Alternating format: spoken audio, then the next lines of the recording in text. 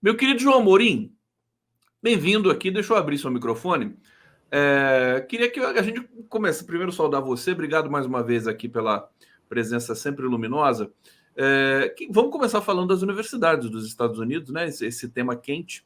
É um momento, inclusive, o nosso título aqui faz alusão à movimentação que houve nos Estados Unidos na década de 60 e 70 com relação ao Vietnã. E eu queria que você falasse um pouquinho para a gente. E esse episódio específico, que é a ocupação da reitoria em Colômbia, que alguns, os conservadores estão dizendo que é gravíssimo, que é uma coisa assim. Aliás, 1.000 pessoas já foram presas lá, Amorim? Exatamente. Bom dia, Conde. Bom dia a todas as pessoas que nos assistem, nos acompanham, nos escutam. É sempre um prazer estar aqui com você, com os nossos companheiros e companheiras de luta por um mundo melhor, por uma sociedade mais democrática, melhor informada, né? E sim, já temos as últimas atualizações, mais de 1.000 detidos, né? Tivemos nessa madrugada a ocupação do Hamilton Hall, que é a sede da reitoria da Universidade de Colômbia.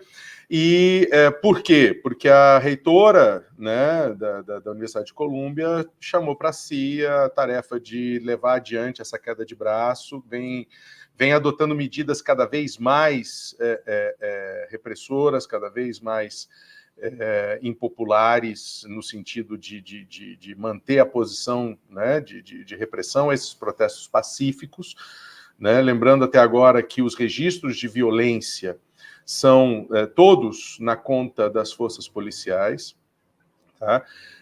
E sim, é impossível não lembrar, né? Em 1968, na própria Universidade de Colômbia, após a descoberta por um pesquisador de uma série de documentos vazados de think tanks da indústria armamentista e think tanks ligados ao Pentágono, né, dos verdadeiros dados das mortes e do que vinha sendo praticado no Vietnã, e em meio ao pico do movimento de direitos civis nos Estados Unidos, após a morte, ao assassinato do Martin Luther King, etc., estudantes ocuparam a Universidade de Colômbia.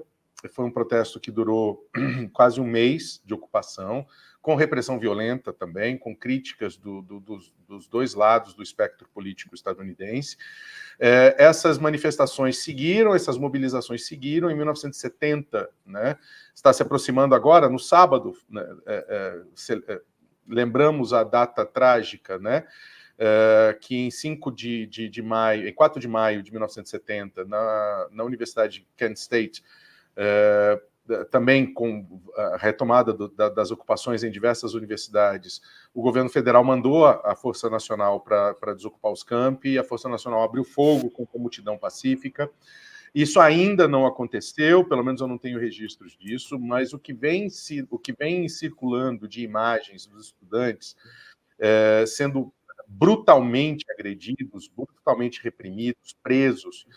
Temos registros, inclusive, tem vídeo disso, de um estudante cadeirante atacado por 4 policiais, retirado da sua cadeira de rodas, espancado no chão, vários estudantes já imobilizados sendo atacados com tasers, com choques elétricos, com imobilizações, com sufocamentos, etc.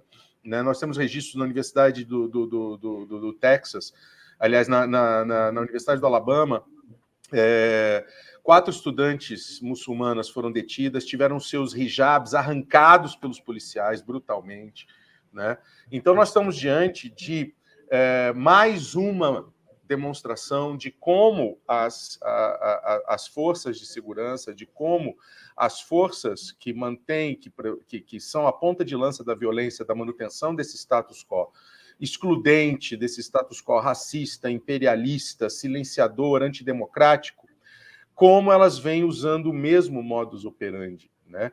E hoje eu estava assistindo a entrevista de uma das líderes do acampamento da Universidade de Atlanta, e ela fala que o mote do acampamento, o mote da ocupação que as universidades, que é o mesmo em todas as universidades, que as universidades cortem vínculos econômicos com empresas estadunidenses, não apenas com o Estado de Israel, mas com empresas estadunidenses que financiam, que apoiam, que prestam serviços e têm contratos com o Estado de Israel dentro do grande arcabouço normativo e de ações políticas do regime de apartheid e também com o genocídio e limpeza étnica em curso na faixa de Gaza e na Cisjordânia, mas também que se impeça, né, o Estado da Geórgia, especificamente da Universidade de Atlanta, a construção da chamada Cop City, que é um centro de treinamento de policiais, que está sendo construído a um orçamento de 109 milhões de dólares, financiado, muito dessa verba é financiada pelas próprias empresas que apoiam o apartheid, e ela fala de programas que existem em na maioria dos estados americanos, que são os chamados Law Enforcement Exchange International Programs, ou seja, programas de intercâmbio programas de intercâmbio internacional de forças de segurança. Boa parte das forças policiais estadunidenses tem os seus comandos sendo treinados em Israel, e isso não é privilégio dos Estados Unidos. Aqui no Brasil nós temos isso também. Nós temos programas de intercâmbio, programas de treinamento, tanto para as Forças Armadas quanto para as forças policiais, irem treinar táticas de dominação e de ataques à população civil, de ocupação urbana e de controle, né, de manifestações. E é por isso que a gente vive assistindo a cenas repetidas de extrema brutalidade, a exemplo das táticas que são usadas por policiais israelenses na Cisjordânia, em Jerusalém Oriental, que eram, de certa forma, são replicadas também pelas forças de defesa de Israel nos ataques militares em Gaza. Tá aqui, eu estou procurando aqui, deixa eu ver se está ligado o meu microfone, está ligado sim. Eu trouxe imagens aqui da ocupação de Colômbia nesse momento. Vamos ver aqui um trecho. O prédio, né? Essa é a ocupação do Hamilton Hall, né? E aí colocando que agora é o prédio do movimento, né? Eles fizeram uma alusão a uma criança morta, não sei em que momento, um momento também histórico aqui de manifestações em Colômbia. Vou tentar recuperar isso aqui assumindo o Hamilton Hall. Peraí, deixa eu ler aqui para vocês, vou tirar o som. Assumindo o Hamilton Hall, como feito em 1968, estudantes de Colômbia defraudam uma faixa que diz Hinds Hall, em referência a Hind Rajab, uma menina de 6 anos morta pelas forças israelenses. Centenas de estudantes comemoram quando a bandeira é revelada, explodindo em gritos de libertação da Palestina. Quanto mais os Estados Unidos oprimem essas manifestações, mais forte elas ficam, João Amorim. E tem uma reivindicação que eu queria que você comentasse aqui conosco, que é o seguinte: eles estão estão reivindicando junto às universidades todas que deixem de investir em Israel, seja em pesquisa, seja... Quer dizer, aquele argumento, quer dizer, você não vai fazer negócio com um país que está produzindo genocídio terrível, e nós temos, inclusive, aqui alguns desdobramentos ainda sobre a situação presente ali em Gaza. Então, comenta para a gente esse detalhe. A questão toda, isso se insere dentro do quadro epistemológico, do quadro de ações do chamado movimento BDS, né? Boycott, Divest and Sanctions, ou seja, boicote, desinvestimento e sanções em relação ao regime de apartheid que os palestinos vivem em Israel, no Estado de Israel e nos territórios ocupados. Tá? É sintomático que nenhum reitor de nenhuma universidade estadunidense, e isso também se aplica às universidades brasileiras, sequer se manifestou contra a destruição integral de todas as universidades na faixa de Gaza. Né? Nós não estamos falando de manifestar contra o genocídio. Né? Eu sou realista nessa questão. Né? No meu ponto de vista, obviamente, está errado, né? Não se manifestar, mas, veja, nós temos a destruição de universidades, nós temos a destruição da educação, nós temos a destruição do futuro daquele território, do futuro educacional daquele território, da formação daquele povo. É uma limpeza étnica em todos os níveis, cultural, de apagamento, de silenciamento, de extermínio do futuro, com 70% dos mais de 35 mil mortos registrados até agora, sem contar os desaparecidos, etc., sem contar as valas comuns, com mais de 500, 600 corpos, a maioria de crianças, ou seja, está sendo eliminado o futuro da população da faixa de Gaza também, tá?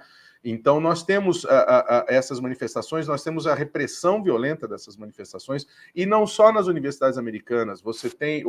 Ontem foi a polícia alemã agiu brutalmente para tentar desmontar um acampamento que pedia as mesmas reivindicações em frente ao Reichstag em Berlim, em frente ao parlamento alemão em Berlim. Policiais franceses atacaram os manifestantes na Sciences Po, na Sorbonne. Ou seja, você tem esse desdobramento. Aliás, deixa eu só fazer um comentário, claro. Que é o seguinte: a imprensa brazuca, né, para variar, imprensa convencional aqui no Brasil, Globo, Folha, etc., tenta caracterizar essa movimentação como manifestações de antissemitismo. Estão embarcando na tese de Israel e de estudantes ultraconservadores israelenses que estão nas universidades também, dizendo que a manifestação é generalizado aqui. Quer dizer, um vídeo espetacular de uma estudante pró-Israel numa universidade americana, isso circulou ontem, né? Ladeada por 4, 5 estudantes pró-Palestina, que ela está ligando para a polícia, né? E assim, não tem ninguém em volta dela, não tem ninguém encostando nela, não tem ninguém impedindo ela de falar, nem de andar, nem nada, né? Mas ela ligando para a polícia falando que ela estava sendo atacada, que ela foi agredida, que ela estava sendo ameaçada de morte, etc. E aí os estudantes filmaram, falaram, olha como se constrói o discurso, né?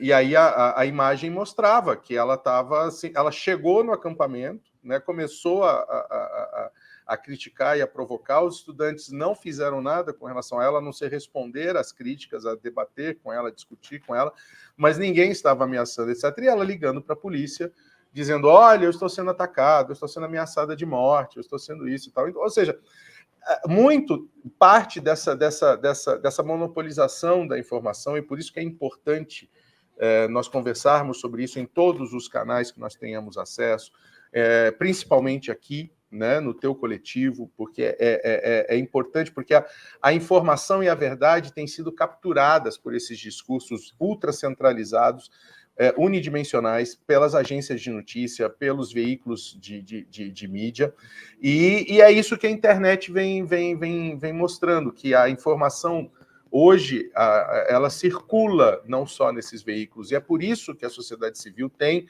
cada vez mais essa consciência, né, e esse sentimento universal de que existem situações que não são toleráveis mais, que nós não vamos concordar mais, né? E a resistência por 70 anos do povo palestino mostra isso, tá? Mostra que é preciso lutar contra a opressão. E esse discurso, são sionistas, mas também já ouvi falar que são arruaceiros, ao mesmo exemplo de qualquer manifestação que ocorre aqui no Brasil, as corporações de mídia rotulam como arruaceiros, como... eu vejo, na verdade, um constrangimento, né, em dar vazão à realidade da movimentação, à dimensão histórica de uma manifestação dessa, generalizada, nas universidades estadunidenses e agora europeias também, você falou da França e tudo mais. Tem um constrangimento da imprensa aqui nacional. Eu fico impressionado, eu estou impressionado com o lobby, o chamado lobby sionista, como tem poder realmente nos Estados Unidos. Como ele mas isso não é de hoje. Veja, a desumanização, Conde, a desumanização de grupos sociais, a exclusão de grupos sociais, o genocídio, a limpeza étnica, ele não ocorre da noite para o dia. Não é alguém tomando café e falar, vamos fazer um genocídio. Não. Você primeiro constrói bases para você poder navegar nesse oceano de terror e de destruição, né? O monopólio das notícias vem sendo construído há décadas, né? O monopólio da voz de informação vem sendo... É impossível não lembrar do 1984, né? Quem era o ministro da voz, né? Quem era a voz? Era o cara que centralizava as informações e filtrava as informações para que tudo parecesse às mil maravilhas, É aquela coisa, perto do que está acontecendo hoje no mundo, ficção é Imagina, fichinha. É que a imagina. realidade supera Ah, em muito. o Aldous O, Huxley seria um documentarista, né? Hoje o Aldous Huxley seria um seriam documentarista. documentaristas, exatamente. George Orwell, né? Todo George mundo ali. Orwell, todo mundo. Meu querido João Amorim, Marluce Rossi, deixa eu ir para o bate-papo aqui, são Vamos muitas lá. informações. Condão aqui tem que se virar nos 30. 13º, 130M dia, onde eu acredito que o termo regulação dos aplicativos já foi abduzido pelos bolsonaristas, bolsonarentos e que entendem isso como ruim para os trabalhadores de aplicativos. Poderíamos usar lei? O que você acha? Eu só não entendi aqui. É bom dia. Mas, gente, ela coloca 13 aqui. Bonitinho, Né? né? Tudo bem, tudo bem. Mas vocês tenham piedade desse pobre apresentador. Essas escritas em código aqui, assim, pela manhã, é arriscado, viu, comigo, gente. Coraline, tudo bem, bom dia. Coraline Perazzoli, essa é a verdadeira democracia estadunidense, a outra era o marketing de Hollywood. Tá ficando feio isso. Corina Ayes, os Estados Unidos não são a maior democracia do mundo? Ela pergunta. Mariângela Grando, deveriam pedir o fim do financiamento das universidades pela indústria de armamentos, tal. Iramir Araújo, imagine se as universidades vão abrir mão do dinheiro sionista. Depois tem vários comentários aqui da Neuza Santos sobre o Dia do Trabalhador, que daqui a pouco eu vou recuperar aqui. Agora, deixa eu trazer a seguinte questão para o João Amorim, que é o seguinte: está havendo uma tentativa de negociação nesse momento entre Hamas e Israel e os países árabes, mais os Estados Unidos, e há uma possibilidade de eles fazerem um cessar-fogo. Fala assim em libertação de 33 reféns. Israel pararia de bombardear por 40 dias. Agora, Netanyahu já disse aqui, e deixa eu pegar essa informação mesmo. Olha, quer ver? Aqui, peraí. Exército de Israel entrará em Rafah com ou sem acordo de cessar-fogo. Mais uma vez eu lembro, a gente teve um papo no sábado, muito bom, aqui com o João Amorim, sobre a gente perpassando todos esses temas. O Milton. Não, é o Milton Friedman? Milton Friedman. Ele mesmo, Milton Friedman. Ele escreveu um artigo no The New York Times dizendo que Israel tem dois caminhos, né? Netanyahu, basicamente, que é Riad ou Rafah. Quer dizer, ou faz o acordo ou vai entrar numa zona ainda mais desconhecida da que Israel já entrou. Então, eu queria que você ponderasse um pouco sobre essa possibilidade de acordo, que a gente torce, né? Porque a gente quer ver o fim da mortandade violenta, absurda, né? Esse acordo, né, na verdade, ele vem sendo negociado já há bastante tempo, em segredo, né?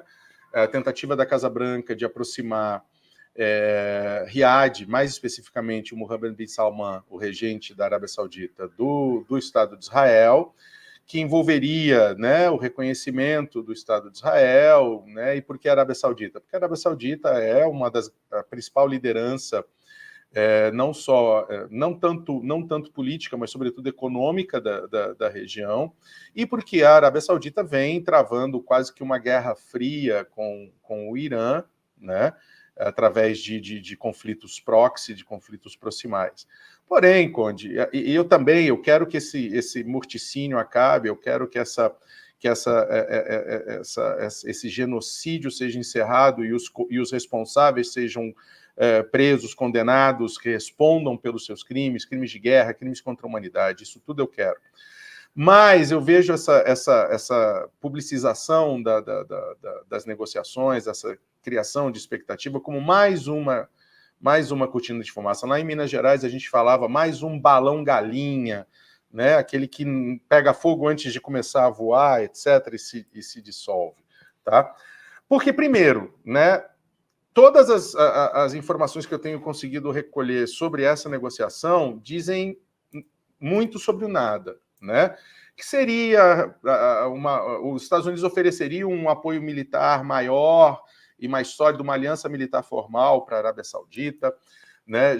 Que a Arábia Saudita lideraria os países árabes, né? no reconhecimento do Estado de Israel, na formação de alianças, etc. Bom, parte desses reconhecimentos já vem sendo feitos desde 2020 pelo próprio Estado de Israel, que são os Acordos de Abraão. Óbvio, nenhum deles com um país da dimensão da Arábia Saudita, dimensão econômica, dimensão política e militar que tem a Arábia Saudita. Tá? Só que, veja, nada disso faz com que a situação evolua efetivamente, ainda que um dos pontos seja a criação, né, a manutenção da política de dois estados, o reconhecimento, né, da criação do Estado da Palestina, etc. Só que em nenhum momento dessa negociação se cogita de escutar os palestinos. Uma população, um povo que heroicamente resiste a uma ocupação, a um regime de extermínio, a um regime de apartheid há mais de 70 anos, não vai aceitar, ou não deve aceitar, ou não aceitaria de forma tão graciosa e tão tranquila como pensa que será a Casa Branca, trocar uma ocupação por outra, trocar uma ocupação por um protetorado em que você não vai ter autonomia e soberania plena. A reivindicação da causa palestina é muito maior do que isso. Tá? E nós nem estamos falando de 48. A reivindicação da causa palestina é que as fronteiras de 1967 sejam respeitadas. Dentre outras coisas, é o retorno da população, é a libertação dos presos políticos palestinos. Né? E o Hamas já se ofereceu em outras negociações, inclusive a libertar todos os reféns. Ou seja, os Estados Unidos criou mais um... o Netanyahu é mais um monstro, monstro não vamos desumanizar, é mais um bandido criado pelos Estados Unidos da América e que agora foge totalmente ao controle, sobretudo para os interesses imediatos da Casa Branca, que está com os olhos voltados para a eleição no segundo semestre. Agora, vamos imaginar que esse acordo saia. De que adiantaria um acordo formal que seria mais um dos acordos que Israel não cumpriria, por exemplo? Ah, mas tem o peso da Arábia Saudita. Olha, mas que peso da Arábia Saudita é esse? E mais, nós estamos ainda considerando que aquele território é um território sem povo, para a gente colocar e oferecer ele para um outro país, para ser um protetorado, para ser um enclave saudita. O que isso diz? O que isso dialoga com a causa palestina, com a resistência do povo palestino, com a vida, com a autonomia, com a autodeterminação do povo palestino? Né? Então eu vejo essas informações, né? A única coisa do artigo do Friedman que me chama a atenção é justamente quando ele fala, tem dois caminhos, ou Riad ou Rafah. Tá? E aí a leitura que eu faço é o seguinte, se você entrar em Rafah, aí nem o nosso apoio você vai ter mais. Né? Então, assim, eu vejo nesse xadrez, nesse emaranhado, né, de questões, né, geopolíticas, um nó górdio que não vai ser resolvido dessa maneira, né, mantendo-se o status quo. Ora, e ainda que esse acordo saia, o que Israel vai fazer com os acordos já negociados com países europeus e com países asiáticos com relação à construção de oleoduto de corredores de energia para ligar o mar Mediterrâneo com a Europa e com os Estados Unidos, para levar petróleo e gás natural? O que ele vai fazer com os contratos que ele já celebrou com empreiteiras internacionais para a reconstrução de Gaza, uma vez que o genocídio seja concluído e que a população esteja expulsa de lá? Então, assim, eu não vejo como plausível, né, a celebração desse acordo. Perfeitamente. Vamos continuar acompanhando aqui, porque enquanto o acordo, enfim, enquanto não sai algum tipo de sequer, né, sentar à mesa, a gente vai assistindo mais mortes, mais atrocidades. Infelizmente. Aliás, meu querido João Amorim, aqui, empresa de Israel vence licitação de R$1 bilhão para blindados do Exército Brasileiro. E aqui tem uma nota dizendo que as Forças Armadas temem o veto de Lula, que eu acho que é a única coisa que o Lula poderia fazer nessa altura do campeonato. O que você acha dessa vencer uma licitação? Como é que Israel pode participar de uma licitação nessa altura do campeonato para vender armamento? Muitas vezes a licitação já vinha em andamento desde antes de 7 de outubro, verdade. etc. Né? Mas, assim, ato contínuo, as atrocidades, você cancela. Exato, você suspende. E há previsão legal para isso, né? Por casos fortuitos ou motivos de força maior ou decisões políticas. Lembrando que toda e qualquer licitação tem um princípio diretor que é o interesse público, e o interesse público é o interesse do Estado como um todo. Né? E aí, eu acho que o único caminho seria, na minha visão, seria o veto, efetivamente. Tá? E não só dessa licitação, mas também de uma série de outros contratos que o Brasil tem, muitos deles, inclusive, firmados no governo passado, de compra de equipamentos, softwares e materiais de espionagem, de contra-espionagem, de armamentos, acordos de cooperação justamente para treinamento de forças de segurança, né? E lembrando que isso não é privilégio de Israel, porque a missão de paz no Haiti também serviu para isso, para treinamento de forças policiais e táticas de ocupação urbana, né? As operações do BOP são pautadas por metodologias desenvolvidas e testadas lá em Porto Príncipe e em outras comunidades haitianas, tá? Então, nós temos um dos grandes fatores para mim, Conde, que todos esses movimentos trazem, é justamente a emergência das ramificações abaixo do nível da água que essas questões do capital e do imperialismo têm. Né? De novo, como a gente já vinha conversando há alguns minutos atrás, não é do dia para a noite que se constrói a desumanização, não é do dia para a noite que se constroem estruturas de manutenção de poder, estruturas de soft power, estruturas de formação de mentalidades, tá? De alinhamentos de políticas, etc. E não é só com dinheiro. Nosso telespectador, nosso internauta está falando assim, como é que as universidades vão viver sem o dinheiro de Israel? Não é questão do dinheiro. O pedido não é para cortar, não há um volume grande de financiamento, tirando bolsas de estudo, etc. Não há um financiamento volumoso do dinheiro de Israel para os Estados Unidos, para as universidades americanas. É o contrário, o movimento. Israel só mantém essa postura arrogante, genocida, excludente e racista. Estou falando do governo sionista. Não estou falando da população, não estou falando do povo judeu, do valoroso povo judeu. Estou falando do regime sionista, o regime de ocupação, o regime que mantém leis de apartheid, que mantém a segregação do povo palestino. O caminho do dinheiro é o contrário. Os Estados Unidos investe bilhões de dólares em Israel e mantém esse regime dessa forma. O que se está pedindo nas universidades americanas é que as universidades cortem contratos com empresas americanas que também ganham dinheiro apoiando e financiando o genocídio. Vamos lá, João Mourinho aqui no 11 News, ao vivo para vocês e agradecendo a participação aqui no chat. Carlos Augusto de Bonis Cruz está dizendo: como paz sem a experiência do Estado palestino? É uma zona de irracionalidade que existe nesse debate já há tanto tempo, né, João Mourinho? Meu Deus, as pessoas... quer dizer, sem ter Estado palestino, como é que você vai começar a conversar sobre paz e tudo mais? Ivo Miranda Gomes, pagando meu ingresso... obrigado, querido. Mas quem não pode, não precisa pagar. Claro, produzir uma live como essa custa trabalho e talento. Muito obrigado aqui pelo reconhecimento. Um abraço para o Ivo Miranda Gomes. A gente se doa aqui ao máximo, mesmo. Sempre que a gente faz esse trabalho, cada evento é um acontecimento, assim, né? Sempre. Não é como a gente faz todo dia, mas cada dia é muito especial.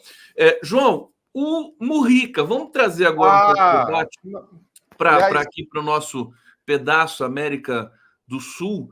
Mujica ontem apareceu, soltou uma nota dizendo que está com câncer no esôfago.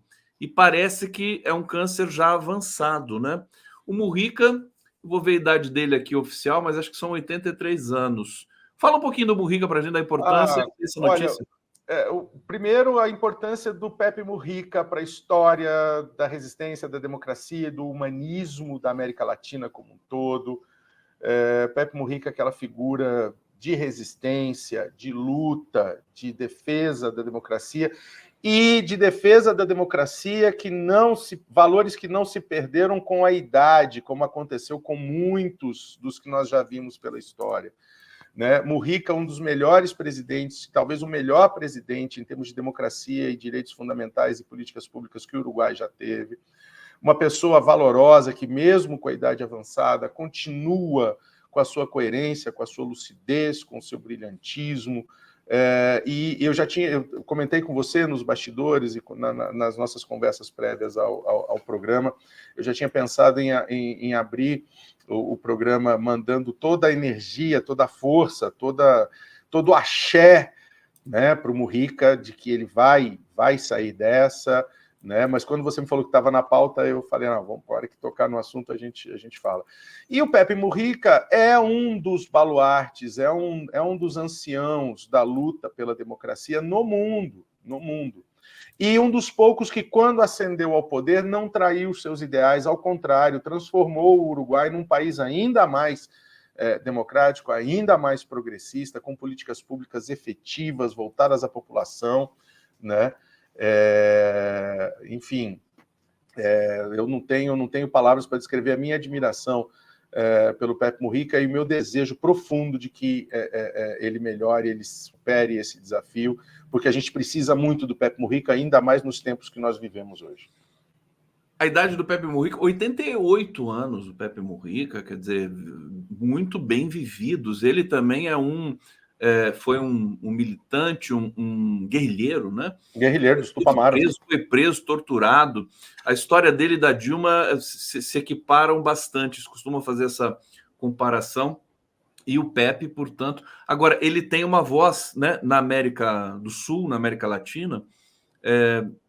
Ele e o Lula, né? São duas grandes lideranças da esquerda. Acho até que na esquerda global, viu? Na esquerda global.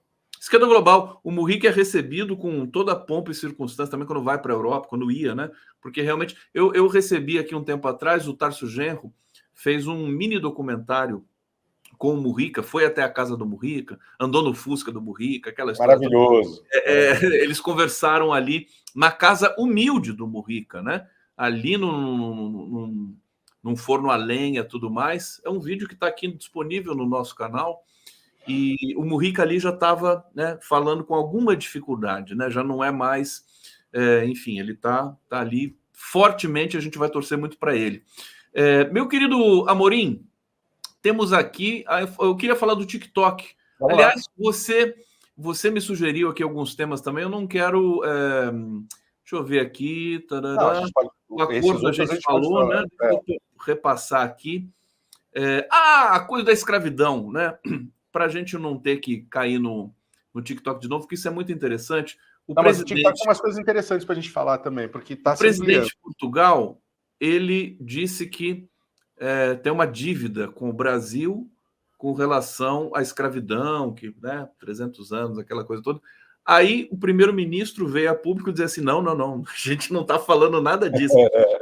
Quer dizer, porque se for pagar essa dívida, sai caro, né? Exato. Bom, Marcelo Rebelo de Sousa, ele é pródigo nessas declarações, sobretudo quando ele está tomando sorvete, enfim, ele é a pessoa das incongruências, ele é uma figura até engraçada e tudo. Né? Muito embora tenha um histórico de luta, enfim. Mas o que eu sugeri esse tema para a gente conversar um pouquinho aqui é que o que eu analiso desse discurso, né? Óbvio, depois vem o primeiro-ministro, aí o Chega também, os deputados do Chega já fizeram das suas, já deram declarações, etc. Mas veja, o Portugal tem uma dívida histórica com o Brasil, vírgula. Tá? Portugal tem uma dívida histórica com os brasileiros escravizados e que descendem dessa chaga da escravidão. Porque Portugal tem dívidas históricas também com Angola, com Benin, com os países da Costa da Mina, que não estão na fala do presidente e que são, sim, as vítimas, etc. Os escravizados brasileiros e seus descendentes, o racismo estrutural que macula, que corrói o Brasil e que impede o desenvolvimento socioeconômico do Brasil, ele não é uma herança pura e simples só da escravidão industrial inventada e levada para o mundo inteiro pelo colonialismo português. Porque o Brasil, enquanto país, o Brasil, enquanto governo, o Brasil, enquanto história, enquanto oligarquia, é sócia da escravidão do colonialismo português. O Brasil é coparticipante na chaga da escravidão portuguesa. Tá? Então, a fala do presidente deveria abordar os escravizados, mas principalmente abordar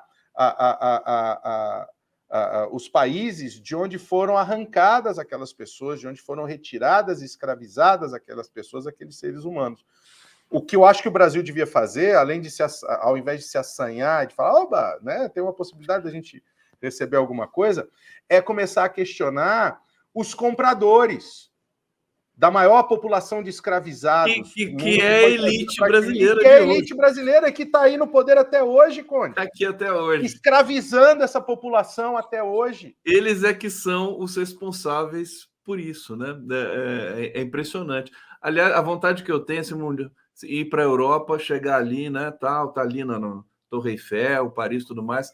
Passa um francês e fala assim: me paga, que você me deve dinheiro, você me deve indenização. Não vou pagar nada. Lisboa, mesma coisa, né? Não, vai no Mosteiro dos Jerônimos, na capela de São Jorge do Mosteiro dos Jerônimos, onde está Vasco da Gama, onde está todo mundo, e começa a picaretear as esculturas em ouro. Fala, não, isso aqui é do meu país, eu vou levar embora, vou levar de volta. A verdade é que se a Europa fosse pagar por todo o mal que ela causou, né, no mundo todo, essa conversa vai longe. Deixa eu trazer aqui o comentário, a gente está chegando. Deixa eu colocar a Maíra Goulart aqui na nossa tela, que ela está chegando aqui. Bom dia, Maíra. Maíra, tudo bom? Tudo bem, querido? Tudo Tô bem, aqui aprendendo um pouco. Ah, que orgulho, que honra. Bom te ver, Maíra, mais uma vez aqui. Deixa eu trazer 2 comentários antes da gente se despedir aqui do João. Carlos Augusto de Mones Cruz, como paz sem experiência do Estado? Isso aqui eu já tinha lido, mas a gente repete. Sem experiência do Estado palestino. Ivo Miranda, será que eu já li também? Já li isso aqui também. Eu tô cansado, viu, João Maria? Estou trabalhando muito. Eu estou repetindo. Descansar também. Nós precisamos de você descansado, seu cérebro ativo. As pessoas falam para mim assim, descansa, né? Eles me vêm trabalhando tanto assim, descansa um pouco, você tá demais, você já está cometendo besteira. Carlos Augusto, mais uma vez aqui, quem fazia prisão e transporte dos escravos era a Inglaterra. Toda a Europa, todo aquele miolo ali, né? Na verdade, a Inglaterra, durante um tempo, foi concorrente. Aí, quando ela viu que ela não conseguiria minar o poderio econômico do cartel português da escravidão, ela consegue, no início do século XIX, ser eleita como patrulhadora do Atlântico Norte para coibir o tráfico negreiro. Mas a escravidão na Inglaterra só seria abolida no final do século XIX também. João Amorim, muitas gracias, querido. Eu agradeço.